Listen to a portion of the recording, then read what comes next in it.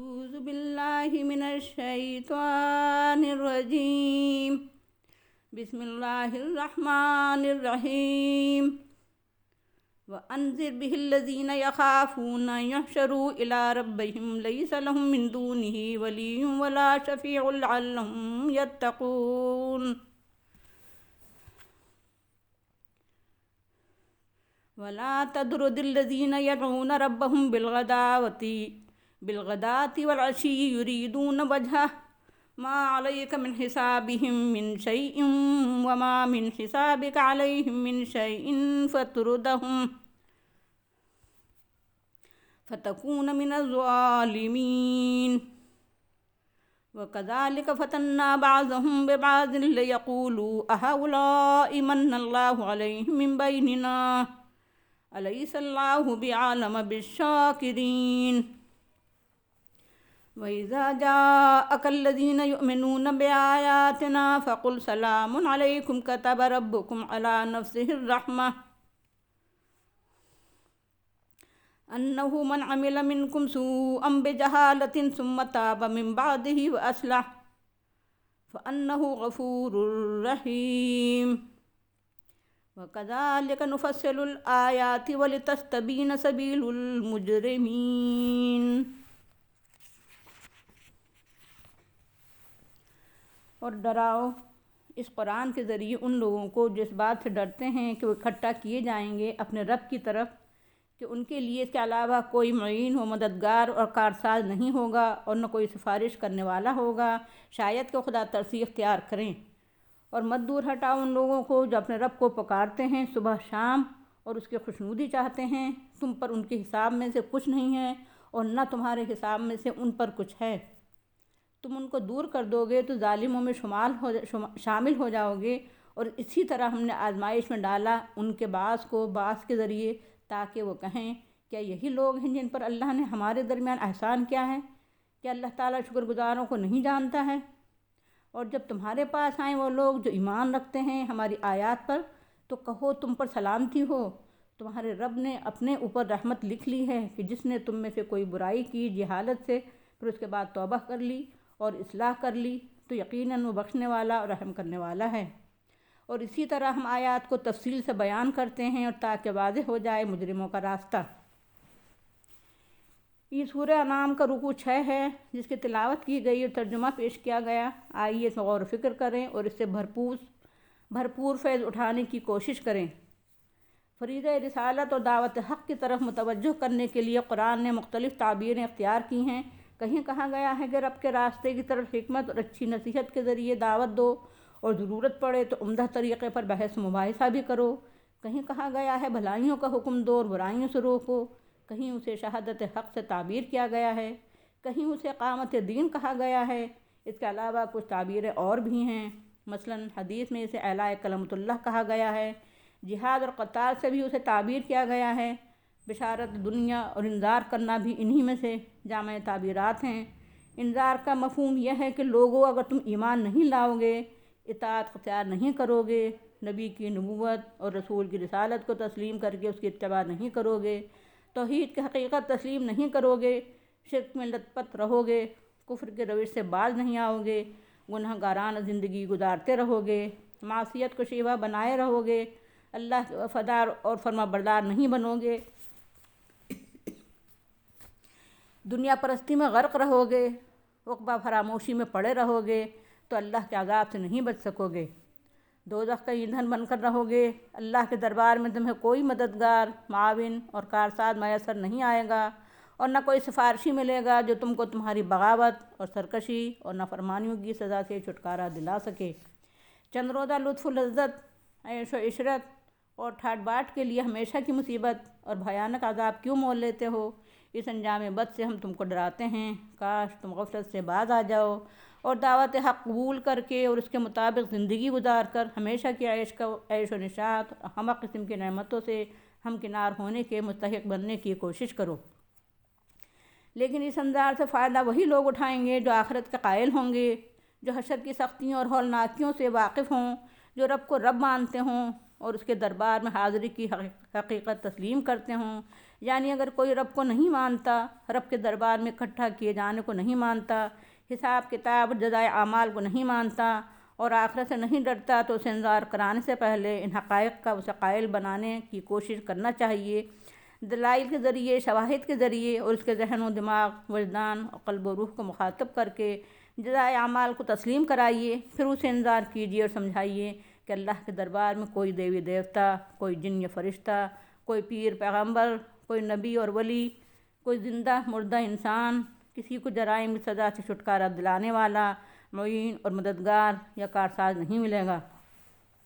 اور نہ سفارش کرنے والا شفیع میسر آئے گا۔ اس لیے اگر آخرت میں خدا کی پکڑ سے بچنا چاہتے ہو تو دنیا ہی میں ایمان اور اعمال صالحہ کی روش اختیار کر کے آخرت میں اللہ کی پکڑ اور اس کے عذاب سے بچ سکتے ہو۔ اس کے علاوہ اور کوئی ذریعہ نہیں ہے جو تم کو خدا کے غضب سے بچا سکے۔ انذار کا مقصود اور غرض و غایت یہ ہونا چاہیے کہ لوگوں میں خوف خدا اور خیال آخرت پیدا ہو، وہ اللہ کے عذاب، اس کی گرفت اور اس کے حساب سے ڈرنے لگیں، اس کی معصیت اور جرائم سے بچنے لگیں، ان کے اندر خدا ترسی اور پرہیزگاری پیدا ہو، وہ احکام خداوندی پر چلنے لگیں اور اس کی نواہی سے بچنے لگیں، تاکہ صحیح فکر و عمل اور پاکیزہ زندگی سے ایک طرف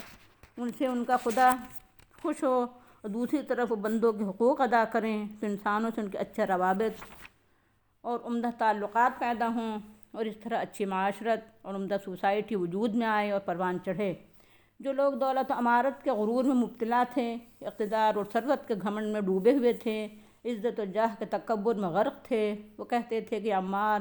صہیب، بلال اور خباب جیسے غلام اور پست ترین طبقے کے لوگ جو آپ صلی اللہ علیہ وسلم کے گرد جمع ہیں، ان کے ساتھ بیٹھنا ہمیں گوارا نہیں، اس میں ہماری توہین ہے، انہیں اٹھا دیجئے، اپنی مجلس سے ہٹا دیجئے، تب ہم آپ کے ساتھ بیٹھیں گے اور آپ کی باتیں سنیں گے۔ اس پر اللہ تعالیٰ نے ہدایت دی کہ ان کو اپنی مجلس سے دور نہ کیجیے، کیونکہ ان کی خوبی یہ ہے کہ یہ اپنے رب کو صبح شام پکارتے ہیں، صرف اسی کی خوشنودی چاہتے ہیں، یہ ایمان رکھتے ہیں، یہ ایمان کے تقاضے پورے کرنے کی کوشش کرتے ہیں، یہ صرف کائنات اور انسان کے خالق، مالک اور حاکم کے وجود کو ہی تسلیم نہیں کرتے بلکہ اس کی توحید کے بھی قائل ہیں، صبح شام اسی کو پکارتے ہیں، کسی اور کو نہیں پکارتے، اور ان کا نصب العین سے رب کی خوشنودی حاصل کرنا اور اس کی مرضیات پہ چلنا ہے۔ رہے اہل وجاہت اور اہل ثروت، ان کے غرور اور گھمنڈ کا یہ حال ہے کہ حق تسلیم کرنے سے انہیں انکار ہے اور دوسروں کو حقیر جانتے ہیں، جبکہ خود شرک میں لت پت ہیں، صبح شام اور رات دن اللہ کے علاوہ دوسرے باطل معبودوں کو پکارتے ہیں، اور اللہ کی خوشنودی ان کے پیش نظر نہیں ہے، بلکہ اپنے نفس کے شیطان کو یا دیویوں اور دیوتاؤں کو خوش کرنا چاہتے ہیں، ان کے پیش نظر صرف دنیا ہے، آخرت ان کے پیش نظر نہیں ہے۔ اس لیے ان کی خاطر ان مخلص اہل ایمان کو دور نہ کیجیے، ان کا حساب آپ صلی اللہ علیہ وسلم سے نہیں لیا جائے گا اور آپ کا حساب ان سے نہیں لیا جائے گا۔ اگر ایمان لانے سے پہلے ان کی زندگیوں میں کوتاہیاں رہی ہیں تو ان کا حساب لینا نہ لینا ہمارے ذمے ہے، تمہارے ذمے نہیں ہے۔ اس لیے اے ہمارے نبی، ان مخلص ایمان والوں کو اگر تم نے اپنی مجلس سے اٹھا دیا اور اپنے سے دور کر دیا تو تم ظالموں میں شامل ہو جاؤ گے۔ واقعہ یہ ہے کہ اللہ تعالیٰ کے یہاں اقتدار، حکومت، وجاہت، عزت اور دولت و ثروت یا نسل و نسب یا معاشرتی و سماجی اعتبار سے بلندی اور تفوق نہیں دیکھا جاتا ہے، بلکہ اس کے یہاں ایمان، اطاعت، صالح اعمال، خدا سے سچا ربط و تعلق، اس کا خوف اور اس کی محبت میں سرشار ہونا اور اس کی مرضیات پر چلنا اور اس کی خوشنودی کو ہر کام، ہر بات اور ہر چیز میں محفوظ رکھنا، صبح و شام اور رات دن اسی کو پکارنا دیکھا جاتا ہے، چاہے یہ خوبیاں رکھنے والے دنیاوی اعتبار سے کتنے ہی پست کیوں نہ ہوں۔ ہر شخص اپنے اعمال کا ذمہ دار ہے، دوسروں کے اعمال اور کردار کا حساب کسی سے نہیں لیا جائے گا، اس لیے آپ صلی اللہ علیہ وسلم کو اپنی جوابدہی کی فکر ہونا چاہیے اور یہی فکر اپنے پیرووں میں پیدا کرنی چاہیے۔ ان اہل غرور کو بھی بتا دینا چاہیے کہ تمہیں دوسروں کی ظاہری پستی سے کیا لینا دینا، تمہیں تو اپنی فکر کرنا چاہیے، ورنہ تمہارے غرور تمہیں لے ڈوبے گا۔ اس طرح کچھ لوگوں کو اللہ نے دولت و ثروت اور عزت و وجاہت دے کر اور کچھ لوگوں کو ان چیزوں سے محروم کر کے اور دولت، ایمان و عمل عطا کر کے دیندار اور باکردار بنا کر، خدا رسیدہ اور خدا ترس بنا کر دراصل دونوں قسم کے لوگوں کو آزمائش میں ڈالا ہے کہ لوگ غرور اور گھمنڈ میں مبتلا ہو کر حق کا انکار کرتے ہیں اور دوسروں کو ذلیل و حقیر سمجھتے ہیں تو آزمائش میں ناکام ہوتے ہیں۔ اور اسی طرح جو لوگ اہل ثروت سے حسد کرتے ہیں تو ناکامی کا منہ دیکھتے ہیں، مگر جو لوگ صبح و شام اللہ کو پکارتے ہیں اور خوشنودی رب ان کے پیش نظر ہوتی ہے، وہ حسد نہیں کرتے اور دنیاوی وجاہت اور دولت، اقتدار اور مقام و منصب سے محروم ہونے کے باوجود اللہ کے شکر گزار بندے بن کر رہتے ہیں۔ اس کے برخلاف غرور اور گھمنڈ میں مبتلا لوگ اہل ایمان کے متعلق حقارت آمیز انداز میں کہتے ہیں، کیا یہی ہیں جن پر اللہ نے ہمارے درمیان احسان کیا ہے؟ اللہ تعالیٰ فرماتا ہے، ہاں یہی ہیں شکر گزار، انہی پر اللہ نے کرم فرمایا ہے کہ اللہ شکر گزار بندوں کو، ناشکروں کو نہیں جانتا ہے۔ جو غرور میں مبتلا ہیں ناشکر ہیں، جو ایمان و عمل صالح کے کردار سے مزین زندگی کے مالک ہیں، شکر گزار ہیں، اللہ سب کو جانتا ہے۔ جو لوگ سوچ سمجھ کر سچا ایمان لے آتے ہیں، ان کا مقام اللہ کی نگاہ میں اس قدر بلند ہے کہ اللہ اپنے آخری نبی صلی اللہ علیہ وسلم کو حکم دیتا ہے کہ پس طبقے کے لوگ جو ایمان لے آئے ہیں، جن کو یہ دنیا پر پرست اہل غرور مجلس سے اٹھا دینے کا مطالبہ کرتے ہیں اور انہیں حقیر سمجھتے ہیں، اگر آپ صلی اللہ علیہ وسلم کی مجلس میں آئیں تو ان کو سلام کریں، انہیں سلامتی کی ہم پہلو سلامتی کی دعائیں دیں اور ان کو تسلی دیں اور ان سے تشفی کی باتیں کریں۔ ان سے کہیں کہ تمہارے رب نے اپنے اوپر رحمت لازم کر لی ہے اور یہ اس کی رحمت ہی ہے کہ تم کو اس نے ایمان و اعمال صالح کی توفیق عطا فرمائی اور ان اہل غرور کے ایمان و عمل کی دولت سے محروم رکھا۔ تم میں سے کسی سے ایمان لانے سے پہلے کوئی قصور ہوا تھا، کوئی معصیت سرزد ہو گئی تھی، تو اللہ نے ایمان لانے کی برکت سے دور جاہلیت میں نادانی اور جہالت کی وجہ سے برائی کے ارتکاب کو معاف کر دیا، کیونکہ وہ تو بخشنے والا اور رحم کرنے والا ہے ہی، کیونکہ اس نے توبہ کر لی اور ایمان لانے سے بڑھ کر اور کیا توبہ ہو سکتی ہے، اور اس نے اپنی اصلاح بھی کر لی، غلط فکری اور غلط عملی، بے کرداری اور بد کرداری سے اپنی زندگی کو پاک بھی کر لیا، اس سے بڑھ کر اور کیا اصلاح ہوگی۔ اللہ تعالیٰ جس طرح سورہ انعام میں آیات کھول کھول کر بیان کر رہا ہے، اسی طرح دو ٹوک الفاظ میں اپنی ہدایات اور احکام تفصیل سے بیان کرتا ہے تاکہ جو لوگ خوش قسمت ہوں اور ان کے جسموں میں سعید روحیں ہوں وہ ایمان لے آئیں، اور جو مجرم ایمان نہ لائیں ان کو معلوم تو ہو جائے کہ انہوں نے جو فکر و نظر اور جو طریقۂ عمل کی راہ اپنائی ہے وہ جرائم کی راہ ہے اور راہ راست نہیں ہے، بلکہ ٹیڑھی میڑھی اور غلط بلکہ گمراہی کی راہ ہے۔ جو راہ اور رویہ یا جو دین اور دھرم یا جو نظریہ اور نظام آدمی کو خدا کا مجرم بنا دے، ایسی راہ مجرموں کی راہ تو ہو سکتی ہے، اچھے اور شریف لوگوں کا طریقہ نہیں ہو سکتا۔ غرض کہ قرآن ایک طرف اگر صراط مستقیم واضح کرتا ہے تو دوسری طرف مجرموں کی راہ بھی واضح کرتا ہے تاکہ مجرموں کو خود بھی احساس ہو کہ ہماری راہ شریف لوگوں کی راہ نہیں ہے بلکہ جرائم پیشہ لوگوں کی راہ ہے۔ یہ سورہ الانعام کا 6واں رکوع ہے جس کی تلاوت کی گئی اور ترجمانی اور مختصر توضیح پیش کی گئی ہے۔ اس رکوع کے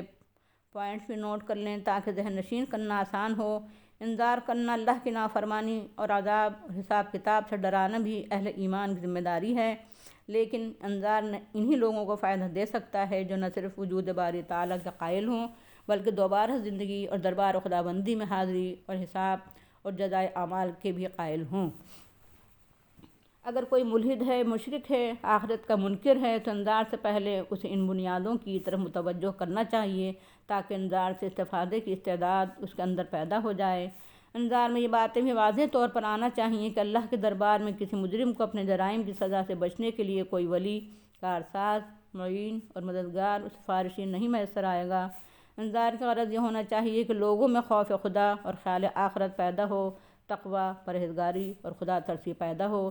دنیا کی دولت و ثروت اور عزت و جاہ کی وجہ سے غرور اور گھمنڈ میں مبتلا لوگ اگر یہ مطالبہ کریں کہ بظاہر پست طبقے سے تعلق رکھنے والے اہل ایمان کو ہٹا دیا جائے تب ہم آپ کی بات سنیں گے، ان کے اس مطالبے کو رد کر دیا جائے، اس لیے کہ اللہ کی نگاہ میں دنیاوی عزت و جاہ اور دولت و ثروت کی نہیں، ایمان اور عمل صالح تعلق باللہ کی قدر ہے، خوشنودی رب کو نصب العین قرار دینے کی قدر ہے۔ بڑے سے بڑا خدا رسیدہ انسان اور داعی اسلام بھی اگر دنیا داری کی خاطر سچے اہل ایمان کو ان کی ظاہری اور دنیاوی پستی کی وجہ سے ہٹائے یا اٹھائے گا تو اس کا شمار ظالموں میں سے ہوگا۔ اللہ کے یہاں شخص کو خواہ وہ پست طبقے سے تعلق رکھتا ہو یا دولت و ثروت رکھنے والوں سے تعلق رکھتا ہو، خواہ وہ کتنا ہی خدا رسیدہ ہو، اپنی شخصی حیثیت میں جواب دہی کرنا ہوگی اور کسی کو دوسرے کے سلسلے میں کوئی جواب دہی کرنا نہیں ہوگی، ہر ایک کو اپنا اپنا حساب دینا ہوگا۔ اللہ تعالیٰ کسی کو عہدہ و منصب اقتدار، حکومت، دولت اور ثروت دے کر آزماتا ہے، اور کسی کو اس کے برعکس ان چیزوں سے محروم کر کے آزماتا ہے کہ لوگ ایک دوسرے کے ساتھ کیسا برتاؤ اور معاملہ کرتے ہیں۔ دولت دنیا ہو یا دولت دین، ہر قسم کی دولت اور نعمت پر اللہ کا شکر گزار بندہ بن کر رہنا چاہیے۔ اقتدار اور دولت یا عزت و جاہ پا کر غرور میں مبتلا نہیں ہونا چاہیے۔ مومن خواہ بظاہر پست ہی کیوں نہ ہو، اس کی عزت و تکریم کرنے اور اسے سلامتی کی دعائیں دینے کا حکم اللہ نے اپنے نبی کو دیا ہے۔ اہل ایمان کو یہ خوشخبری دینا چاہیے کہ اللہ نے اپنے اوپر رحمت لازم کر لی ہے، تمہاری موجودہ پست حالی کو وہ اپنی رحمت کے ذریعے تبدیل کر دے گا۔ جہالت یا جاہلیت کی وجہ سے اگر کسی نے برائی کا ارتکاب کیا، پھر توبہ کر لی اور اپنی زندگی کو سدھار بھی لیا، تو پچھلے گناہوں کو اللہ معاف کر دیتا ہے۔ اللہ تعالیٰ راہ راست دکھاتا ہے اور غلط راہوں کی بھی نشاندہی کرتا ہے۔ وآخر دعوانا الحمد للہ رب العالمین۔ السلام علیکم ورحمۃ اللہ وبرکاتہ۔